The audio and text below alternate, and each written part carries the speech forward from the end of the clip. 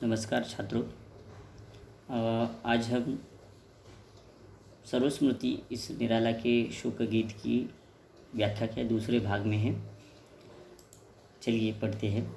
अस्तु मैं उपार्जन में को अक्षम, कर नहीं सका पोषण उत्तम। तुम्हारा मैं अर्थार्जन में कमज़ोर होने के कारण मैं तुम्हारा भरण पोषण उत्तम नहीं कर सका।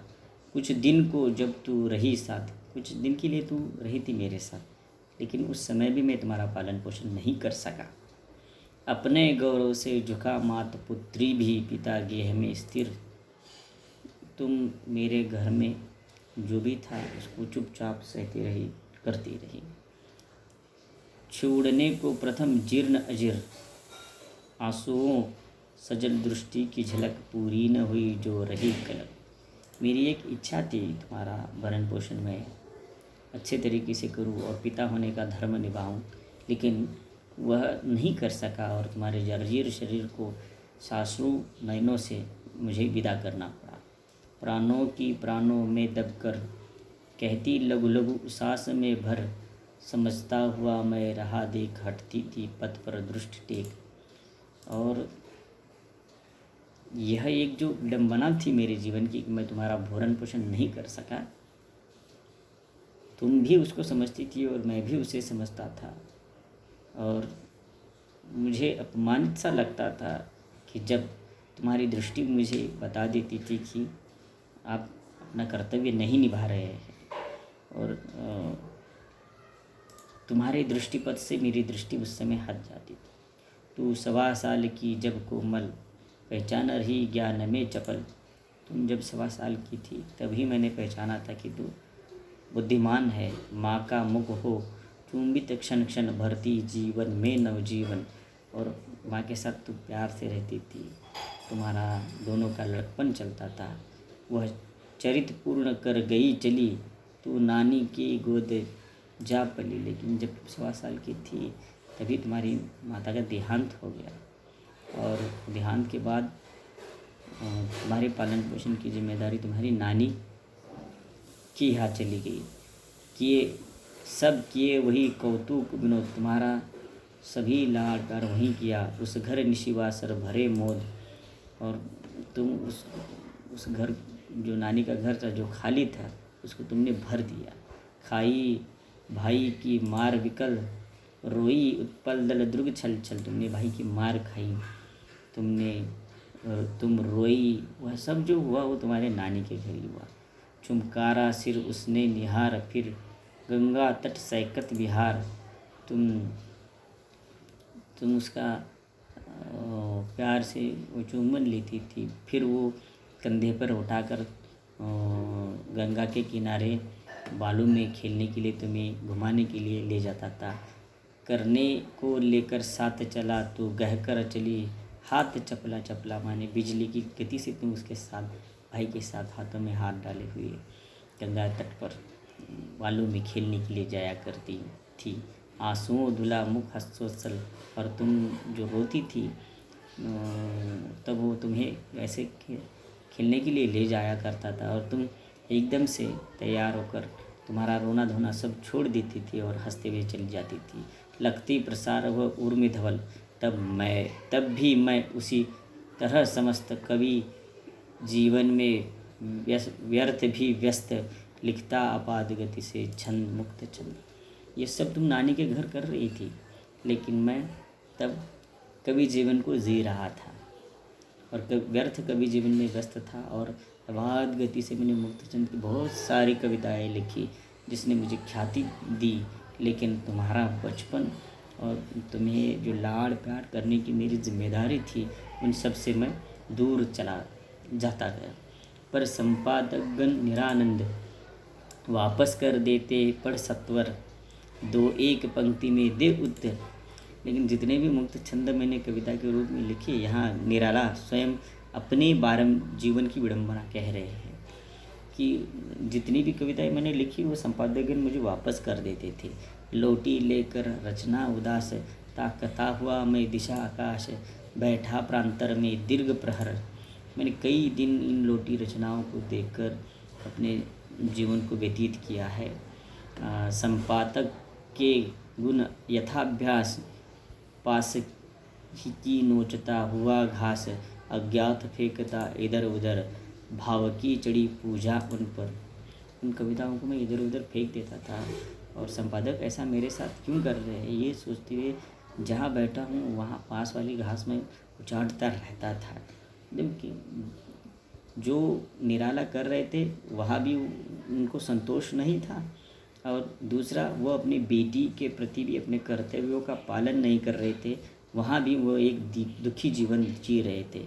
याद है दिवस की प्रथम धूप थी पड़ी हुई तुझ पर स्वरूप, खेलती हुई तू परी चपल, मैं दूर स्थित प्रवास में चल, 2 वर्षों बाद होकर उत्सुक देखने के लिए अपने मुख गया था हुआ बैठा बाहर। 2 वर्ष के बाद, इतने बड़े विराम के बाद, लंबी यात्रा करके मैं एक दिन तुमको मिलने आया। आंगन के फाटक पर मोड़े पर कुंडली हाथ में लिए अपने तुम्हारे जीवन की दीर्घ गाथा मैंने पढ़ी। तुमको फिर तुम्हारा सब कुछ देखने का प्रयास कुंडली में किया। मन में बड़ी चाह थी कि तुम्हारे भाग्य का अंक बहुत ही उदित होगा, और लेकिन उसी समय देखा भविष्य के प्रति आशंका, कोई शंका मन में न लेते हुए। मुझे बहुत ही दुख हुआ था जब सुख हुआ था, लाभ हुआ था जब तुम्हारी कुंडली मैंने देखी थी। इससे पहले आत्मीय स्वजन सस्नेह कर चुके थे। जीवन सुखमय होगा, विवाह कर लो, जो पढ़ी लिखी हो, सुंदर हो। आए ऐसे अनेक परिणय, पर विदा किया मैंने सविनय। तुम विवाह योग्य हो गई नानी के घर ही। बहुत सारे रिश्ते आए लेकिन मैंने उनको टाल दिया। सबको जो अंधी प्रार्थना भर नैनों में पाने को उत्तर अनुकूल, उन्हें जब कहा निडर मैं हूँ मंगली। मुंडे सुनकर इस बार एक आया विवाह, जो किसी तरह भी हतोत्साह होने को न था पड़ी अड़चन। आया मन में भर आकर्षण इस नयनों का, सासू ने कहा वह बड़े भले है जन है भैया, एंट्रेंस पास है लड़की, वह लड़की एंट्रेंस पास है। बोले मुझसे 26 ही तो वर की है उम्र, 26 साल का ही उम्र है, ठीक ही है। लड़की भी है 18 की लड़की होगी, 26 की इसका वर है। फिर हाथ जोड़ने लगे कहाँ, वे नहीं कर रहे हैं ब्याह आहा, वे नहीं। फिर सासू ने ऐसा कहने के बाद वो 26 साल का जो वर है वो नहीं कर सकते। वे सज्जन तो है लेकिन उनको दहेज चाहिए। अच्छे कवि अच्छी विद्वजन है, बड़े नाम उनके शिक्षित, लड़की भी रूपवती समुचित। आपको ही होगा कि कहे हर तरह उन्हें वर सुखी रहे। एक भावना थी कि अच्छे है, विद्वान है, लेकिन बेटी रूपवती है, ये सब स्थितियाँ हैं। लेकिन झमेला यह था कि निराला जी का जीवन एक फटीचर और फटीहाल जीवन था, इसलिए वो अपनी बेटी को दहेज नहीं दे पाए। तो निराला जी ने अपनी सासू से कहा कि आएंगे कल। दृष्टि थी शीतल, शांत मन से उन्होंने कहा। आई पुतली तो खिल खिल कर हंसती, मैं वह पुनः चेतन। लेकिन इस चर्चा के बीच तू आई और तुमको देखने के बाद वह सब विषाद जो तुम मन में भरा हुआ था हमारे विवाह की चिंता का, वह सब चला गया। सोचता हुआ विवाह बंधन कुंडली देखा, बोला ए लो आई तू दिया कहो खेलो। कर स्नान शेष उन्मुक्त केश, सासू जी रहस्य स्मित स्वेश, आई करने को बातचीत, जो कल होने वाली अजीत। संकेत किया मैंने अखिन्न, जिस और कुंडली छिन्न भिन्न। देखने लगे वे विस्मय भर, तू बैठी संचित टुकड़ों पर। अब उनकी बेटी की विवाह की चर्चा चल रही है, सासू और उनके बीच, दामाद के बीच। दामाद निराला है और उसी बीच उनकी बेटी आ जाती है, नहाई हुई है, खुले केश है, कुंडली देखते हुए निराला बैठे हैं। सासू माँ चिंता में व्यस्त हुई है। धीरे धीरे फिर बढ़ा चरण, बाल्य की केलियों का प्रांगण। कर पार कुंज तारुण्य, सुघर आई लावण्य भार थर थर। और धीरे धीरे जैसे जैसे समय बढ़ता गया, तू बाल्यावस्था से बड़ी हुई, तरुण हुई, और तुम्हें एक लावण्य सौंदर्य भर आया। कापा कोमलता का पर स्वर, जो माल्यकंस न वीणा पर।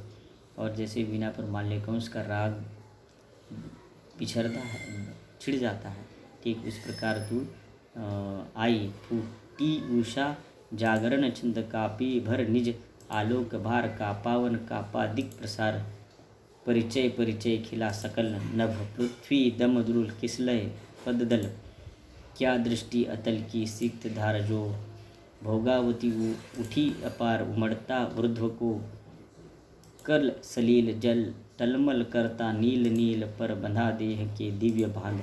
छलकता ध्रुवों के साथ साध। और तुम कैसी थी? तुम जैसे बिजली कड़कती है वैसी थी नभ। पृथ्वी द्रुम कली किसलय, जिस प्रकार से अपने परम सौंदर्य में होते हैं, वैसे तू परम सौंदर्य में उमड़ती हुई वृद्ध दिशा की ओर जैसे सलील चलता है, समुद्र चलता है, वैसे थी।